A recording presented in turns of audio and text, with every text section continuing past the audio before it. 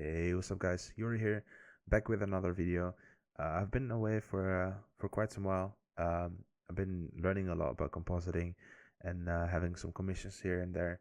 However, in this video, I want to show you guys my new workflow within Resolve, and to be more precise, within Fusion, within Resolve. Um, I've been using After Effects before this, and I think within Fusion you have a bit more control, and it's more like uh, if you understand the node system, then it will be more clear to your compositing workflow than with the layer-based system, basically. So I wanted to show you guys how I do this in Resolve, and especially from like a Blender perspective.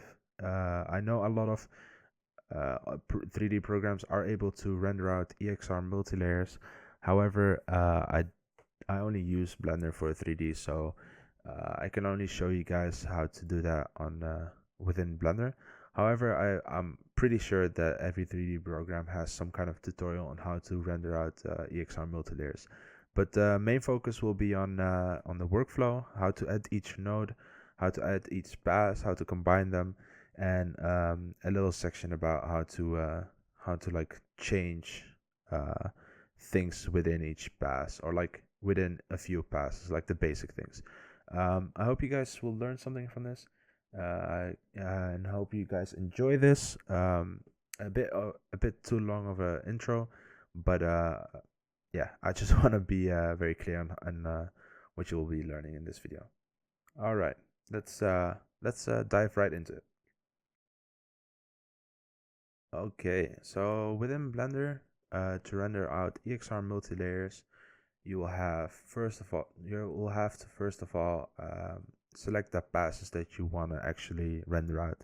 For this tutorial, we'll be using combined, a Z depth, sorry, a mist pass, a normal pass, a denoising data pass. Will not be rendering out denoising data. However, we'll be using you will be using it for another thing, which will be explained in a minute. Object index, material index, and sample count will not be using those. I'll be using a diffuse, direct, indirect, and color, glossy, direct, indirect, and then color. For this tutorial, we'll not be using transmission. However, transmission is going to be pretty simple. It's going to be composited the same way as glossy and diffuse. So if you do have a transmission in your render, all you have to do is basically do the same thing as that we are going to do with glossy and diffuse, and you'll be set. We do have a volume, we do have emission, an environment. Environment is basically just the background, the world, basically settings. We do have a shadow pass, an ambient occlusion, and for this one we don't have any shadow catchers or cryptomats. Simply because I basically never use cryptomats. Cryptomats are there just basically for if you're not 100% sure if you want to keep, let's say, the color of something. Let's say this UFO, I want to change it in comping. I'm not really sure on the actual color of it. Then I just render out the cryptomat with it, so that I can separate it from the rest, basically. We'll not be doing that in this tutorial. I can do a tutorial on that if you want to. However, yeah, we'll be not using it for this one. Hey guys, Yuri here from the future. I forgot to tell you guys, if you want to see each pass and to see if you need it or not, you can go into rendered mode, and then you can go to the render pass right here. As of right now, like the basic pass that you will be seeing is the combined pass, but like I said, I'll not be using transmission, simply because, as you can see, I don't have any transmission passes or anything that's transmissive in my scene. But if you go to like glossy direct, you can see it right here. As you can see right here, you can basically see every pass that you have, and that way you can basically select or deselect the passes that you don't need. After that, we will set out the output. Be sure to have it on OpenEXR Multilayer and not on OpenEXR, because with the OpenEXR you will not have the passes within them. With the OpenEXR Multilayer you will be having every pass within one file basically. In our case, we'll be rendering an animation. If you have one still, you will just have one file. In our case, we'll be having multiple files, multiple OpenEXR files, and each EXR file will have each pass of each frame, basically. After that, I'll have my color set on RGBA, just in case. If you don't have any alpha things in your scene, you can set it on RGB. I just have mine on RGBA standard for every render, basically, just in case. After that, the color depth, I have it on float half, because I don't really need the full 32-bit color channels. Float full, if you do a lot of color correcting after this, then yeah, sure, 32-bit can be helpful. However, each EXR multilayer file will be a lot bigger than a float half one.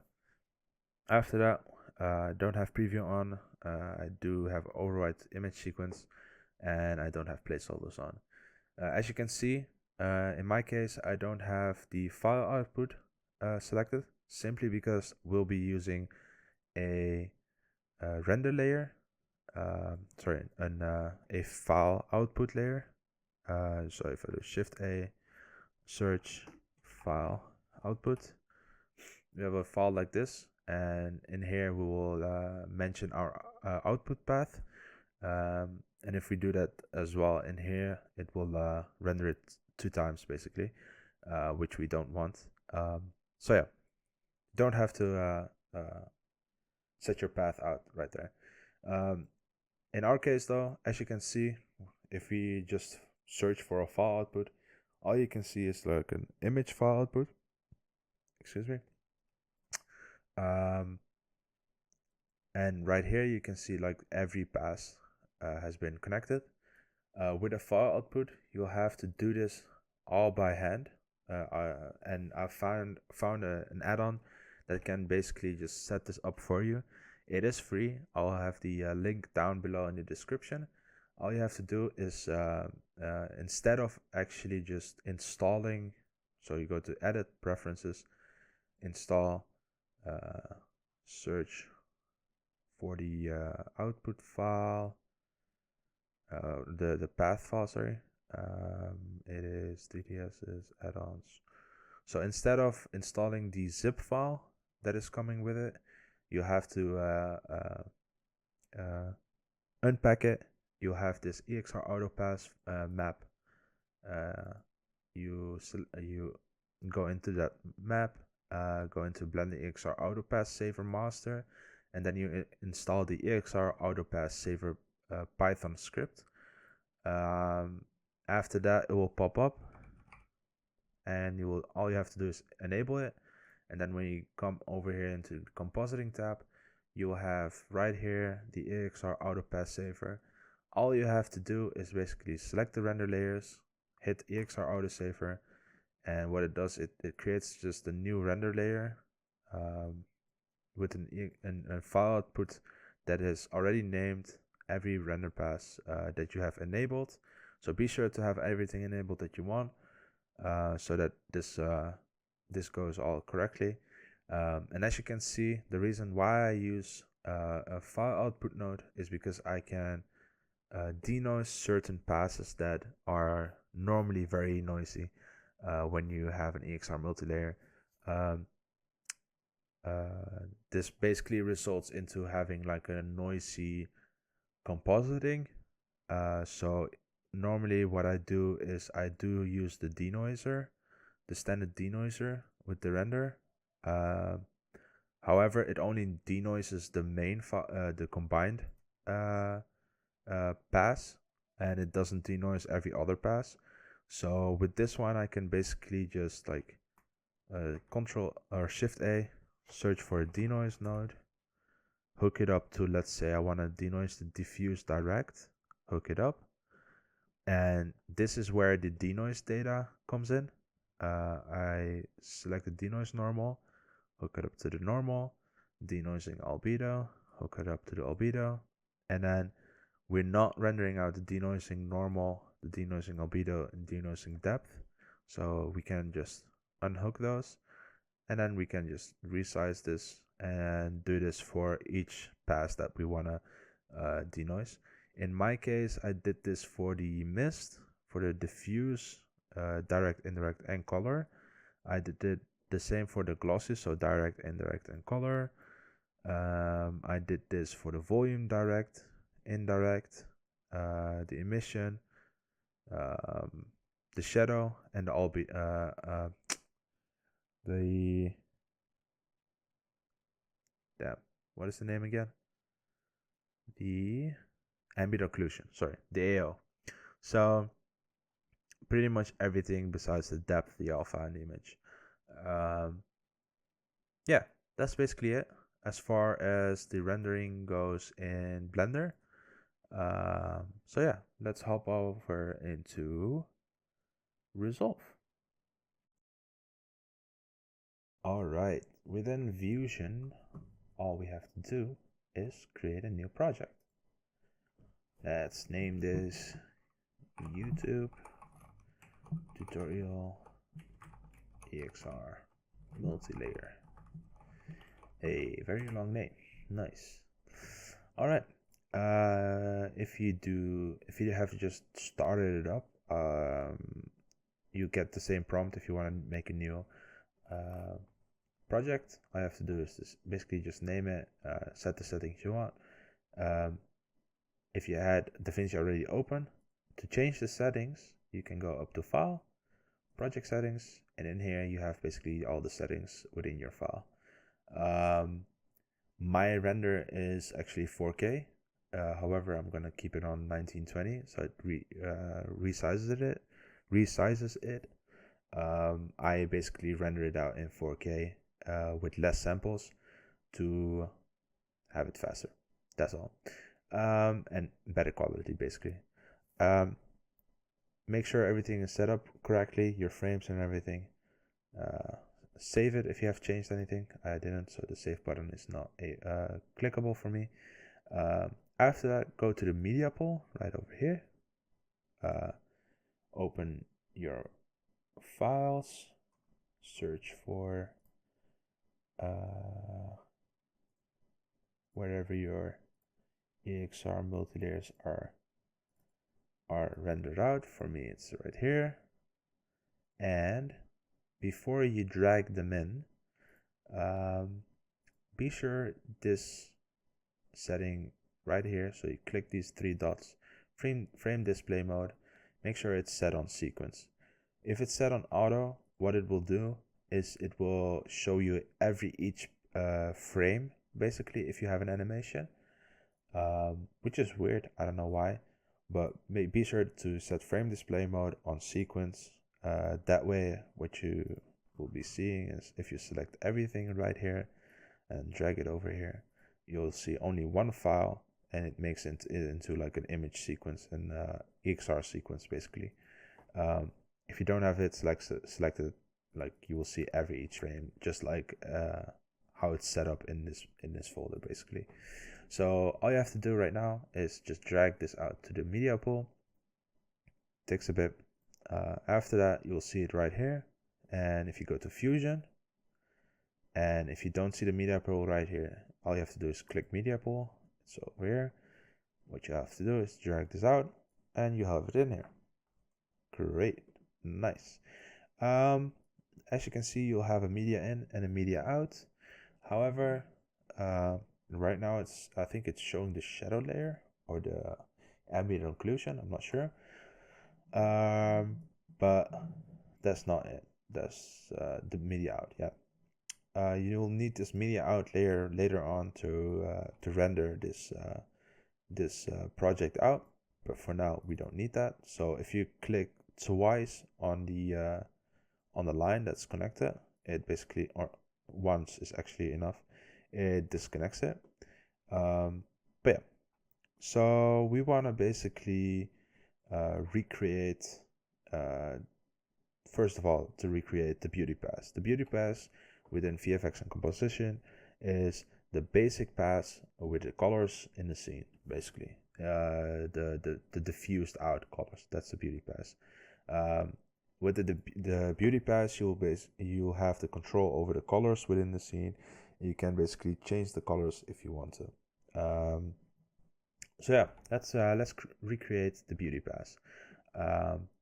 Before we actually do that, I want to show you guys how to actually show anything on these screens, because as you can see, you have two screens here.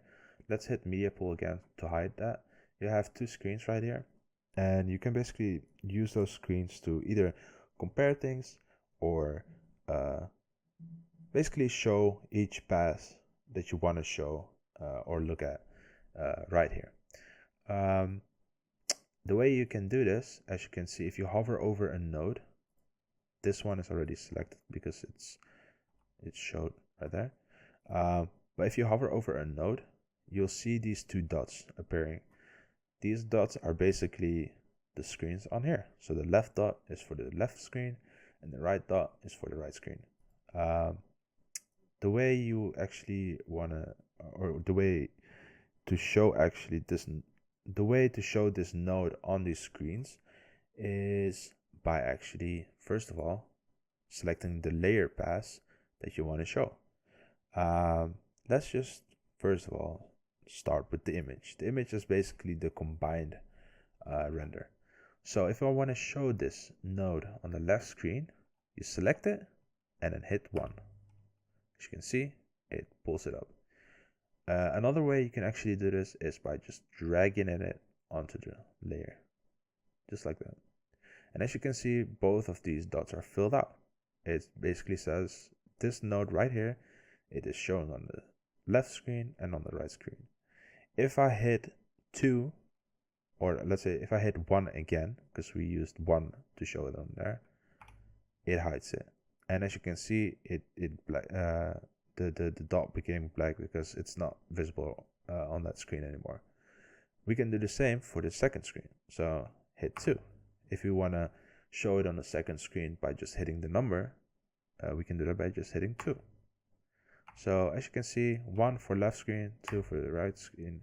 You can also drag it on and hide it by hitting 2 or 1. That's the very basic way of showing your renders or your nodes. But yeah, if you look at it again by hitting 1, you can see it's very dark now, and this is because the color space that you render your renders out from Blender is different from the basic color space from in DaVinci Resolve. At the end of this render, we will be adding a gamut layer. A gamut node basically is a node where you can tell Resolve that you want to change the lot, basically. So you can change the color space, basically. But right now it's not showing the right color space, and we can change that actually by going up here, hitting this button right here. Make sure Fusion View is selected. It will have that dot behind it, and if it's not, then just hit it and then hit Edit, Color Gamma, and change the color gamma to 2.2. Right now it should show the render as if it's basically rendered from Blender. Yeah, so this is the final result we want to recreate with each pass. So we'll keep that one on the second screen, and as you can see on the second screen, we'll also have to adjust this one, and we'll do the same. Make sure Fusion View is enabled, edit, change the gamma to 2.2. all right, so we'll keep this one on the second screen. And to start this off the right way, let's rename this node, because we will be duplicating this node or other nodes a lot, and what will happen is if we hit Ctrl C, click away from the node, Ctrl V, it will just call it, name it media in 1_1.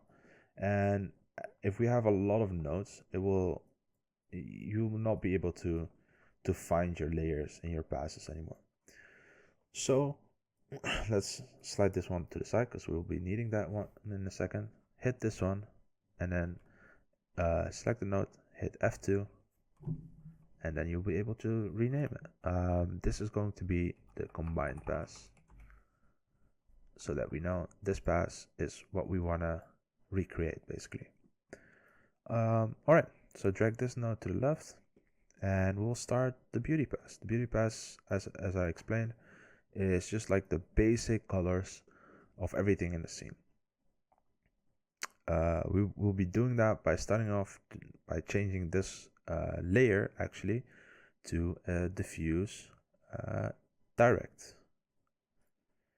Yeah, diffuse direct. If we actually show this layer, we'll be seeing that it has like the very like neutral colors and shadows displayed.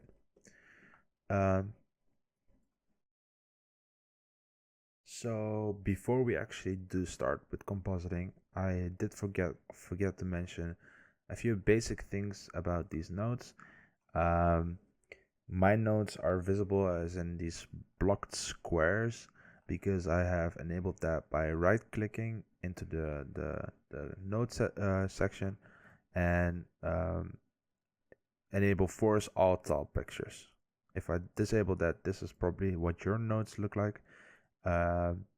If you enable that, you'll see the actual like rendered out passes within it if you zoom in.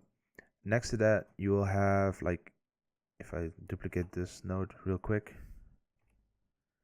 if you have like two nodes and you're lining them up or adding them to each other through a channel boolean, which I will explain after this, you have a yellow inline input, a green one, a blue one, and a matte one.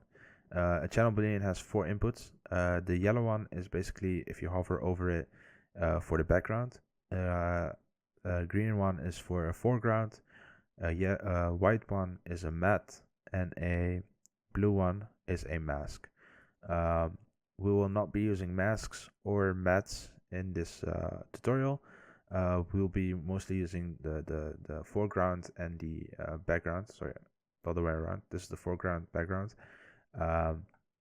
Sometimes something might go wrong because you have these ones connected the other way around. So make sure to look out for these.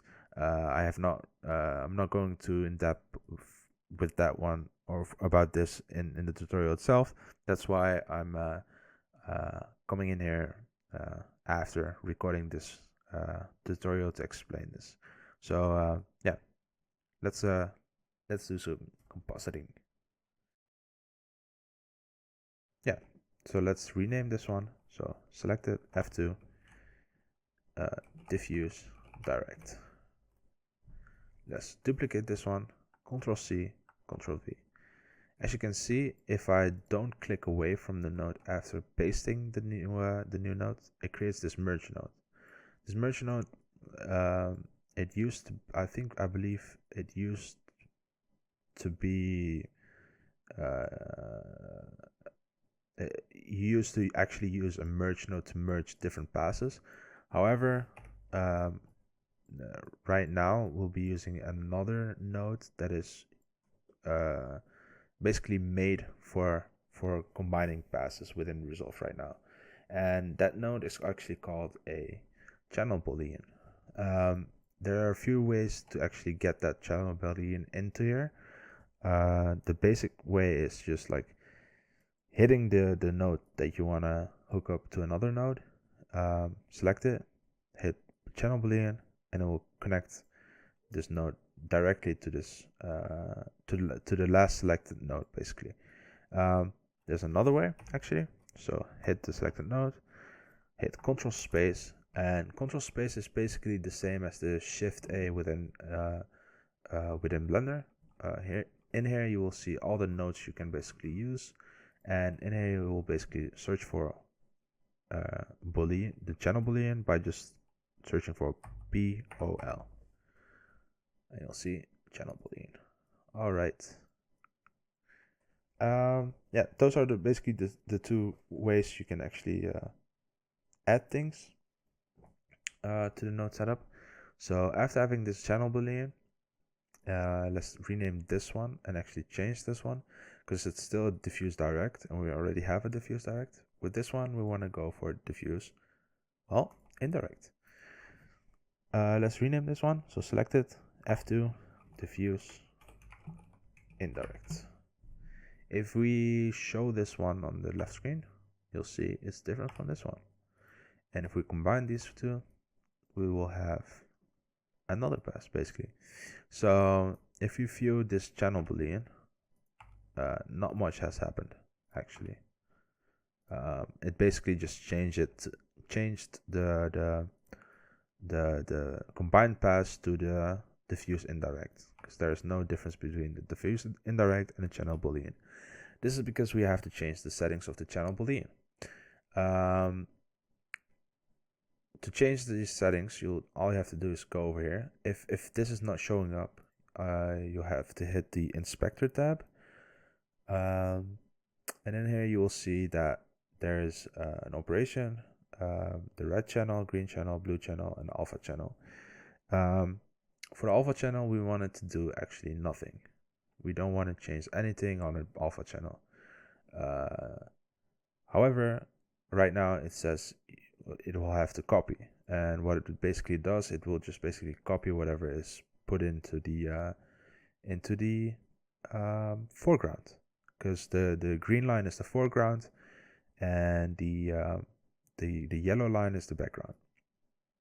But we want to actually combine these two, and we can do that by just changing the copy to add, and by adding it basically, just like it says, it adds the diffuse direct. It adds the diffuse indirect, to the diffuse direct, and creates this new pass, where it just basically adds these two.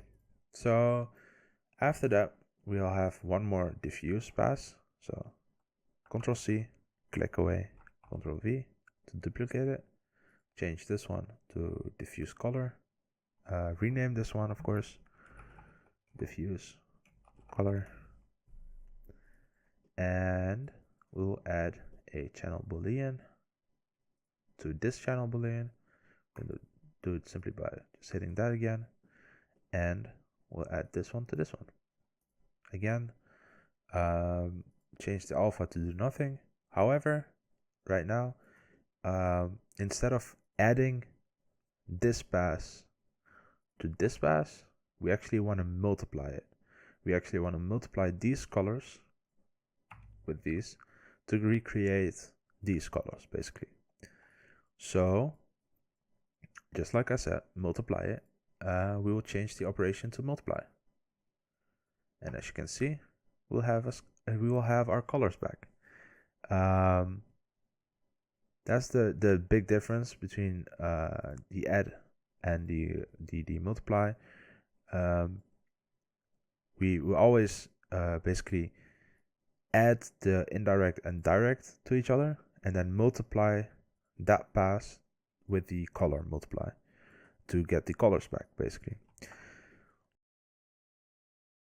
So with knowing that, we can actually do the same for the glossy pass, because the glossy pass also has a glossy direct, an indirect, and a color version.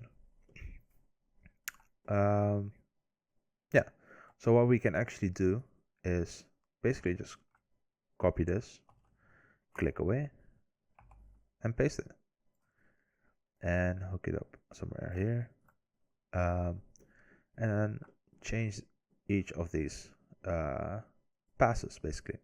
So the diffuse direct becomes the glossy direct, the diffuse indirect becomes the glossy indirect, and the diffuse color becomes the glossy color.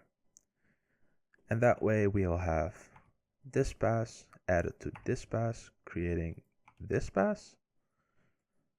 And then in our case, actually, the diffuse color, or the glossy color is just like a simple mask, which basically says these are just objects and this is the environment. So in our case, it doesn't change a whole lot besides these two, but in certain cases it will actually change or add something to it. So yeah, after that we actually want to add the glossy to the colors, and we do that just like I said by creating an add boolean. Instead of just like recreating another boolean, all we have to do is just find a boolean that has an add operation, Ctrl C, click away, Ctrl V, and then adding the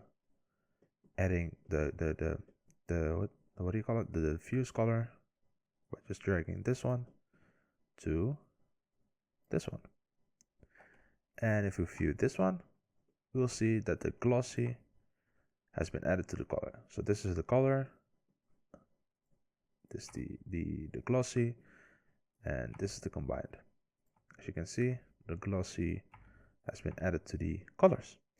So this is like the basic workflow within within Fusion, and this is basically what you will be doing for every pass.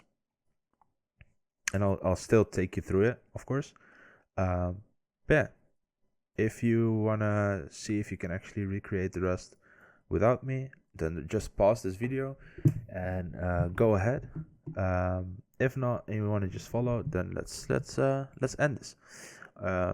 Let's finish this up. All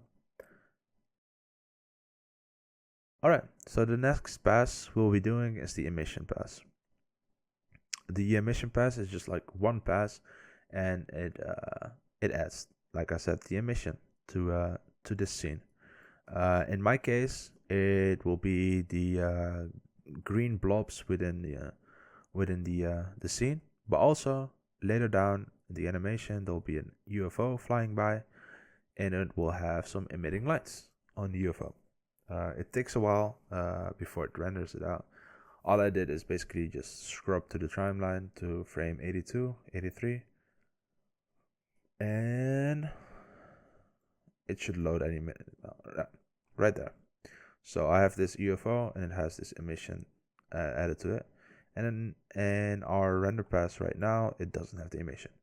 So all we have to do is just Ctrl C one of these layer passes, Ctrl V, change this to emission, to emit, rename this emit,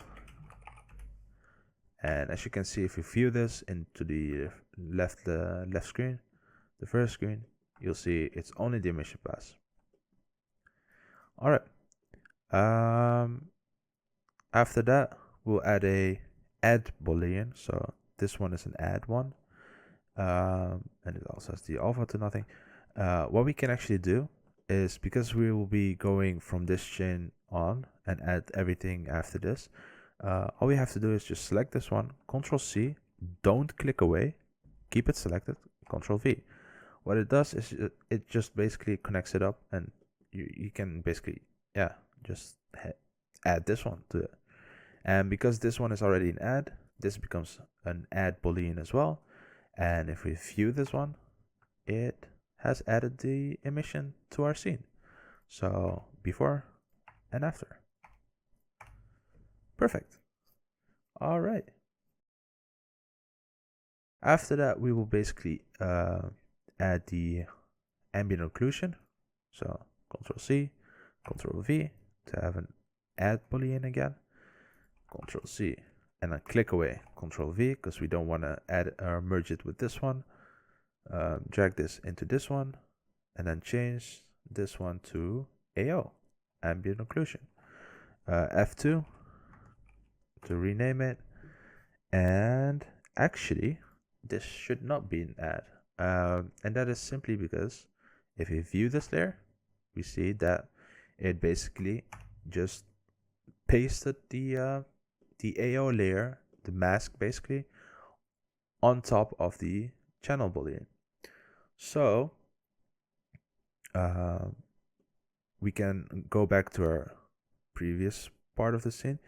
What we actually did when we wanted to only add the colors, or in this case the shadow parts, to an already colored layer pass, we used multiply, right? So in this case, we also have to use a multiply layer. And as you can see, before, especially within the slits within the rocks, this is the before, this is the after.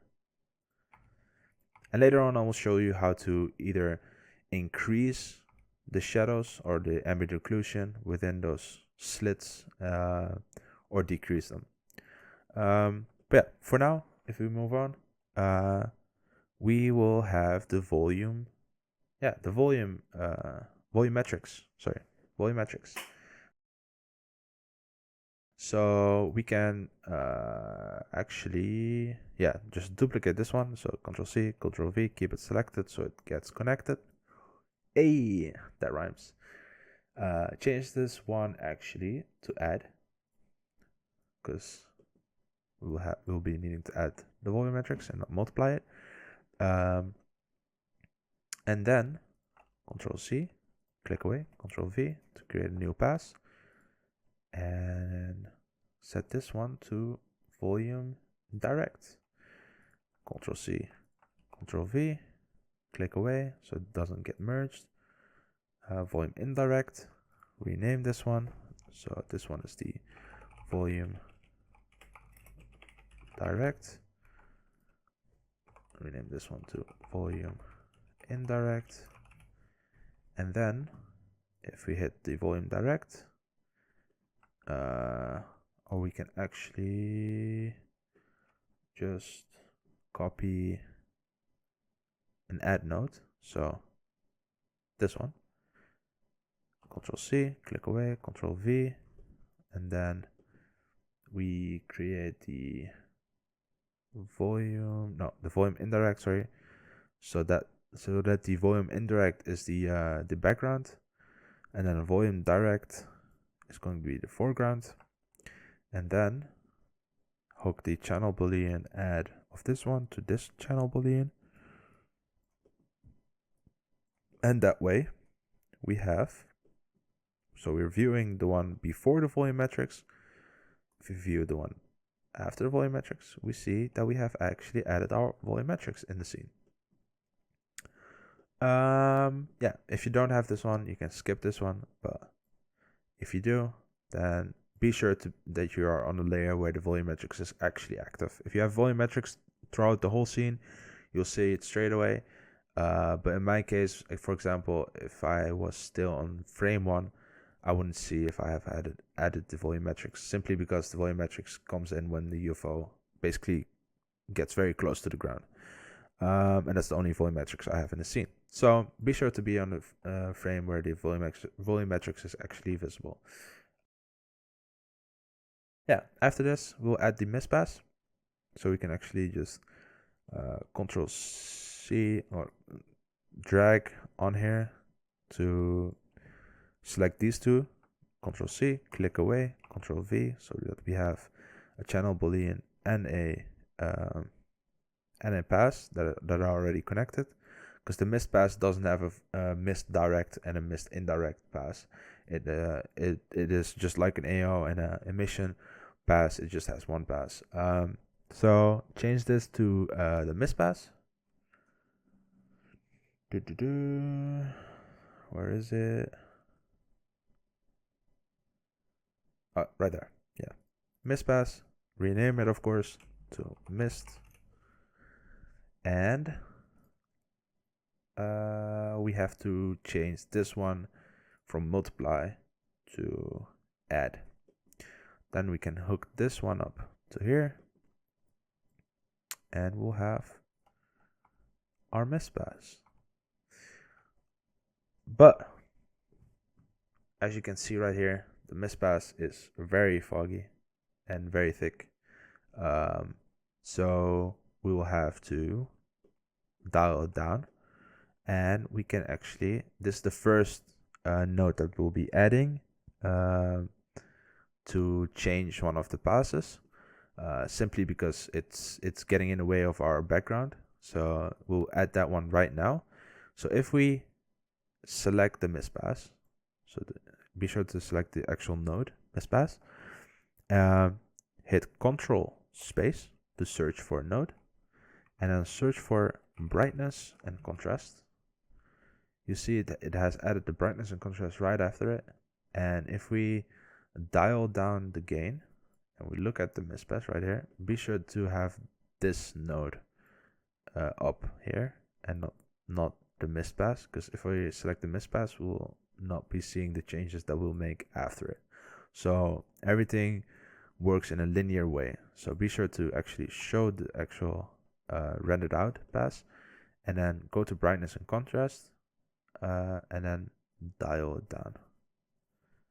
So this way we'll be able to see our background that we'll be adding on after this one. We can now, let's just copy this one instead of the AO, because the background also is only one pass. So let's select those two, Ctrl C, click away, Ctrl V, and then change this one to environment, which is the background, like the world scene within Blender. Yeah, rename this, of course, to environment, and be sure that this is an add, and then connect this one to this one, like that. And if we show this, then we'll see that our background is here. What you also can, something else what you can also do is have the mist pass come after the environment. In my case, because I really like the very vibrant colors, I've actually composited it after the mist pass. But what you can do to make it more realistic is hit the lines to disconnect them. Select all these three passes, drag them over here, and drag these over here. Connect this one with this one, and then this one with this one. And if you render out this one, you'll see that the mist pass also goes over the environment, which makes it a bit more realistic, actually. But yeah, in my case, I've actually in my original file I've put it after the mist pass, simply because I really like the vibrant colors and I want to keep that. But yeah, so after the environment, or in this case after the mist, we will be adding the last pass, which is the depth pass. And the depth pass is a bit more complicated because we will have to change a few things in the nodes, or we will have to add a bit more nodes to that pass to make it work, basically. So what we can do is basically copy the environment, paste it after it. Be sure to click away before you paste it. Then we add or connect these channel boolean to this one. Change this layer to the depth pass, depth V. After that, for this channel boolean, what we have to do is change this one to copy. So it basically copies whatever is put in there. We don't want to basically influence the red channel on this one. Don't influence the green channel, and also don't influence the blue channel. So set all the channels basically to do nothing. After that, go into the aux and set the Z buffer to lightness foreground and enable extra channels. So with the depth pass, you'll have to do a bit more and add a few more nodes to make it actually work.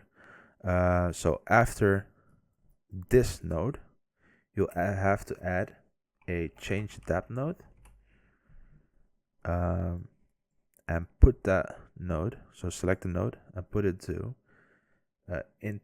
integer 16.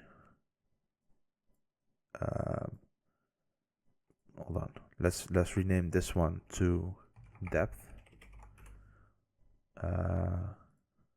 like that. All right, so hit the depth pass, and if we view it, all we see is just like a white screen. That is because the depth is basically hidden within the depth pass, and it is so that you can actually composite the depth after in compositing, basically.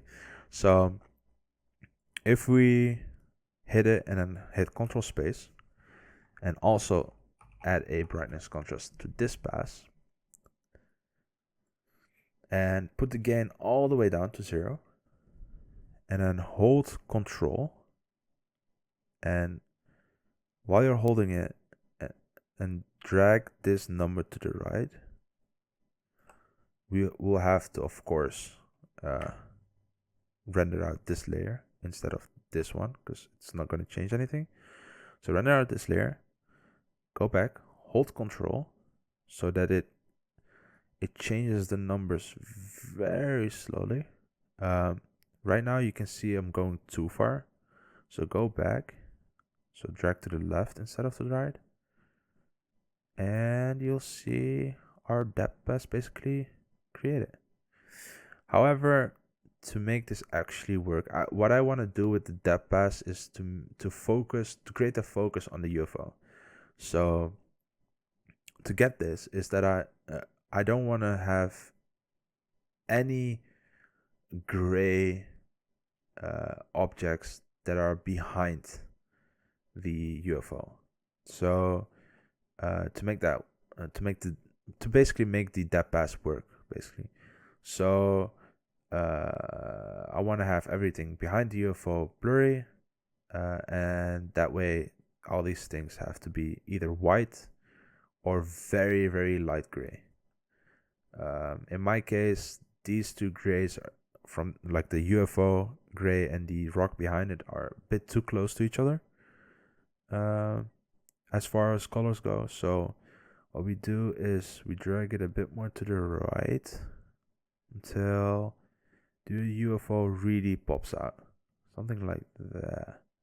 I'm not sure if YouTube still captures that rock.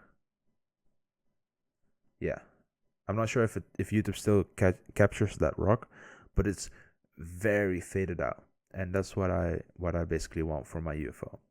Because after this node, we add a depth blur node, and what this node does is it basically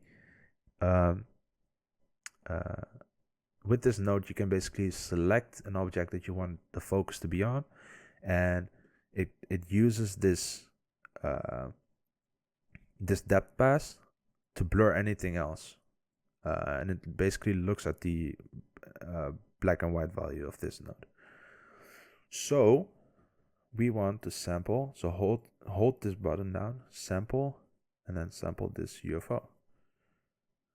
I think I forgot something. Oh yeah, that's it. After the brightness and contrast, we have to add another node.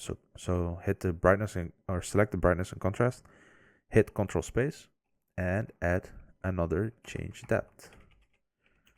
Change depth, and set this one also to int 16. So after this, if I sample this one and pull up, hold on, I have to, all right, so I have to actually show this one, of course. So I'll put the depth blur on the right screen, And as you can see, it has added depth. I'll put the channel boolean, so before the depth blur, on the left screen, so we can actually see the difference right here. So selecting depth blur again, sample the UFO, and as you can see, whatever I sample, it creates the focus on that object basically. So I want the UFO to be selected, and there's a lot of like this weird grain around it. That's basically because of too much blur. So we want to actually keep it fairly consistent. So as you can see, for example, these plants, this is before the depth pass, are very in focus, and these ones are slightly blurred. We don't want to overdo it because we get like weird artifacts and shit. So sorry for swearing. But yeah, we want to have it very subtle, and I think that's pretty much enough actually.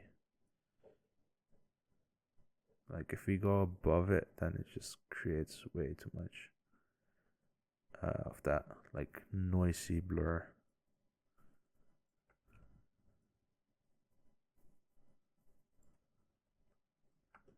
And also if we play around with the Z scale,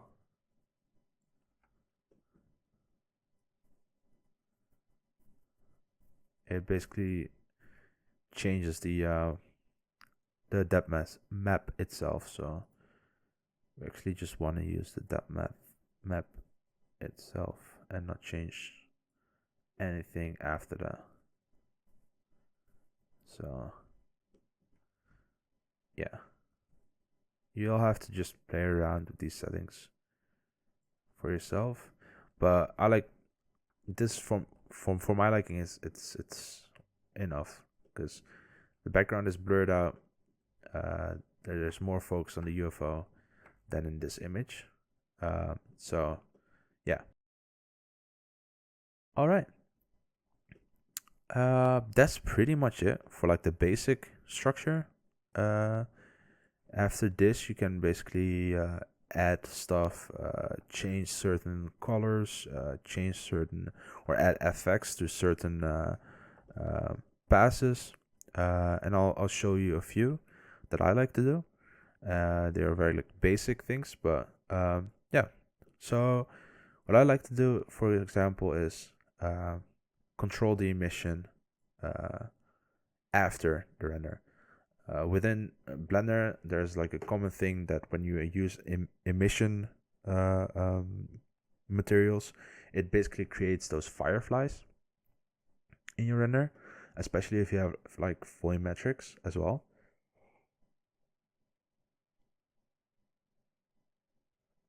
Sorry, but yeah, I like to do that in compositing. So I do have given the certain things that I want to emit an emission material, but I didn't bump up the actual emission value basically, because that's what we're gonna composite ourselves. So what I like to do is basically go to the emission pass, which is right here, and if we view it, it basically shows this, and then we will go to the depth blur and make sure that's on the second screen because that's the final product. Go back to the emission, select it, control space, search for a glow effect, and I believe I used this one. And if we view this one, you'll see it will have added a glow, and right here as well, right there. For my liking, this is way too much, so I want to actually dial it down. So the glow size, let's make it a bit smaller, because I don't really like the glow bleed too much. I don't like it to be too big, so it's actually pretty good. And then we can actually bump up the glow itself like that. That's a bit too much. Yeah, something like that. Yeah, I like that. You can even like change the glow color if you want.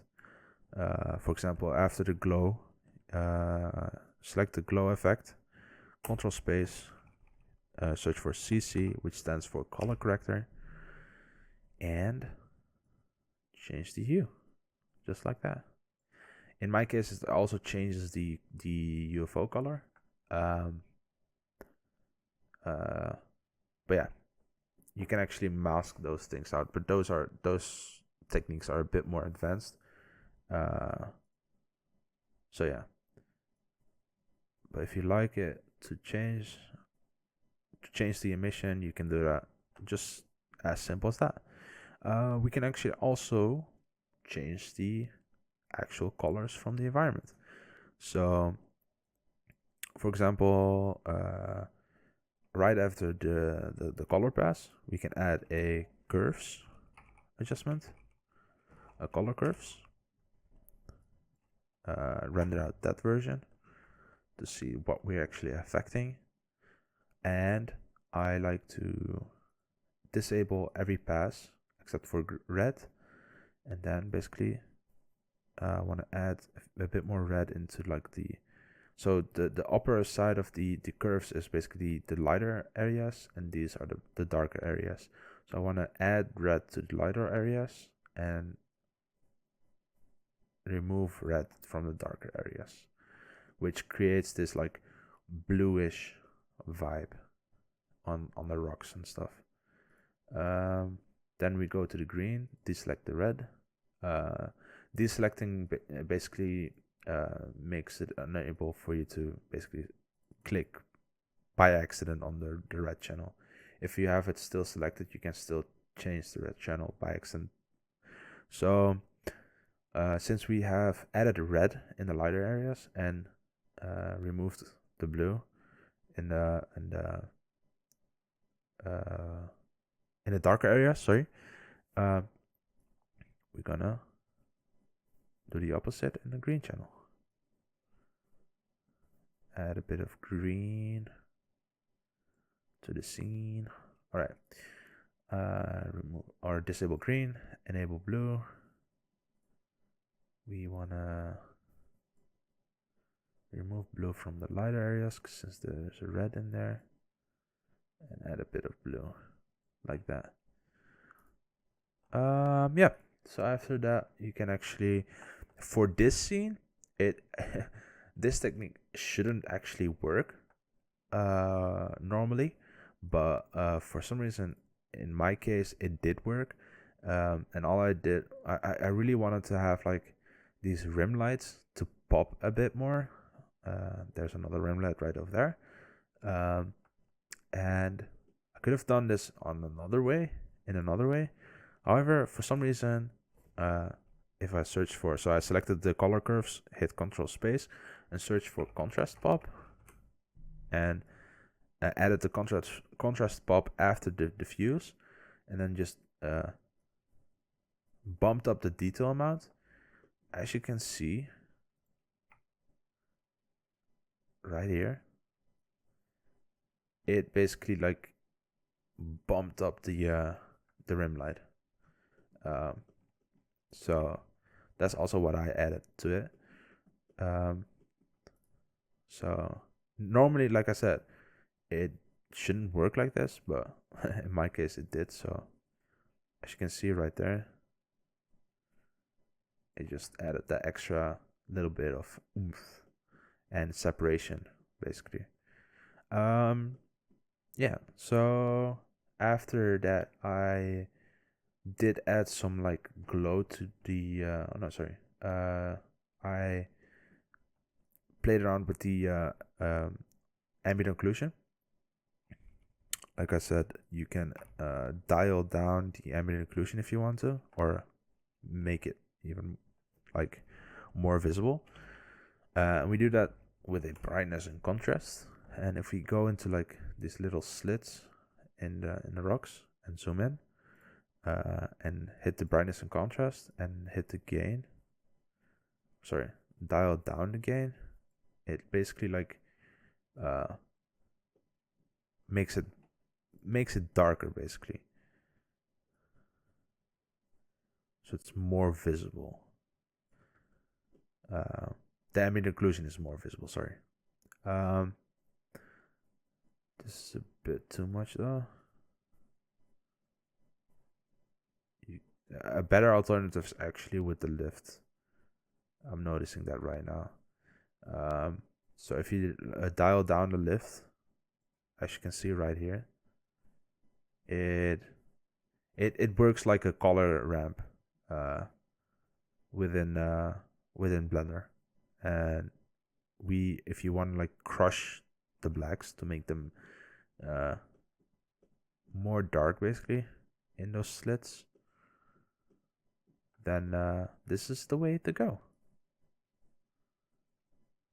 Yeah, that's how you basically play around with the AO, ambient occlusion. After that, you can actually, like, for in my case, I made the environment, so the background, a bit more bright and more saturated. That's what I basically wanted, and I did that with a color corrector again. So select the environment, control space, search for color corrector, edit, and in here I bumped up the saturation to make it more pop basically. Yeah, to have that to really have that like cartoony feel basically. For now I don't really want a color correction on the emission. Yeah, that's basically it for the most part. After this, I myself added like a grain from Universal Grain. I know Resolve has their own grain, film grain. So if we display this one on the left side, and the right side is basically the one without the grain, so we can actually compare it. I really like to go into like these darker places, simply because you will see more of the changes in the darker places than lighter places. But yeah, if we add the grain over here, grain only. Let's see. I've never actually used the Resolve grain before, so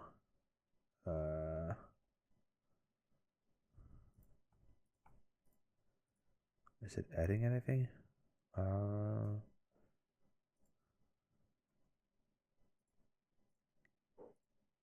What if I make the grain a bit larger?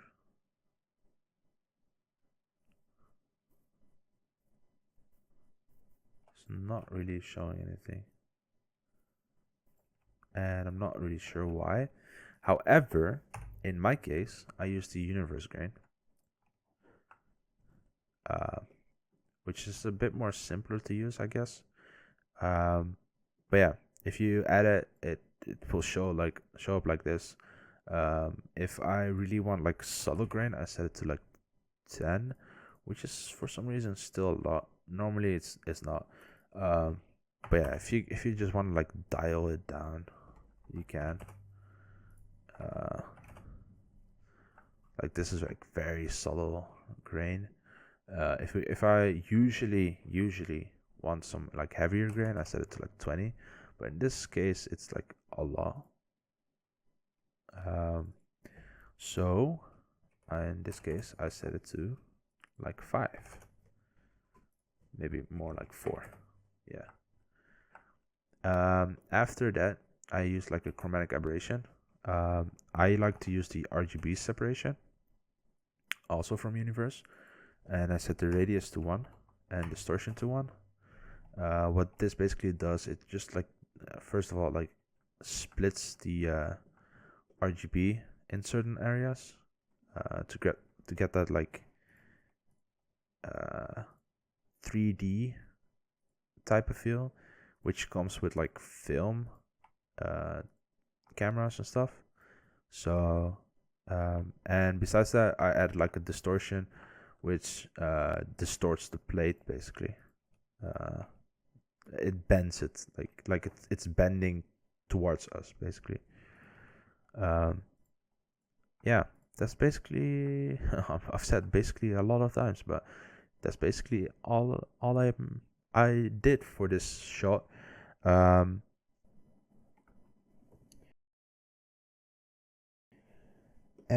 Before we actually do end this video,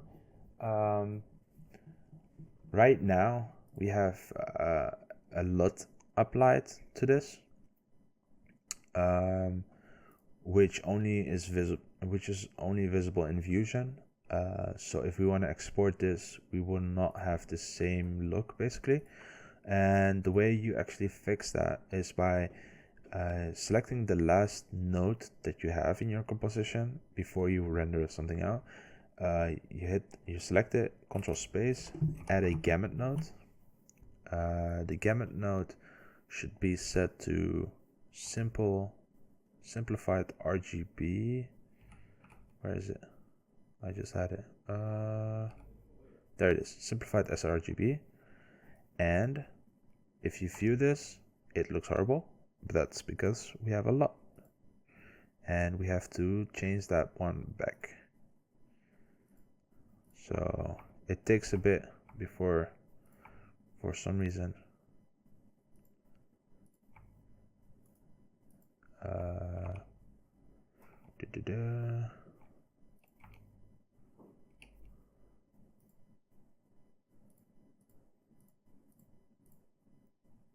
all right, yeah, there you go. So it changed it. So now it looks good without the lot. Same goes for this one. So reset it. You can reset it by just hitting this circle right here, and I think you have to actually click. Yeah, okay, that's it. You have to click this diagram when you change it back. Yeah, as you can see, that's it. And then hook this gamut into the media out, and after this you'll be seeing it in here, because you're using a lot of like Fusion effects and stuff. Resolve will be a bit heavier to and will be a bit harder to actually view in real time what you did. However, and after that, all you have to do is basically go to deliver, find the path that you want to save your video in, change the settings to your liking. In my case, I have it in 4K and everything. Yeah, hit add to render. It will show up in here. Select it, and then hit render all. That's it.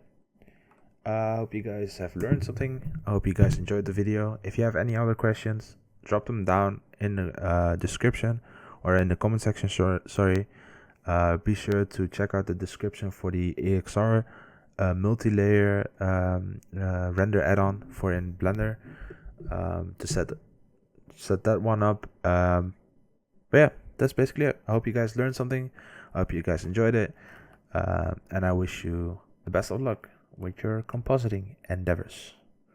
See you guys.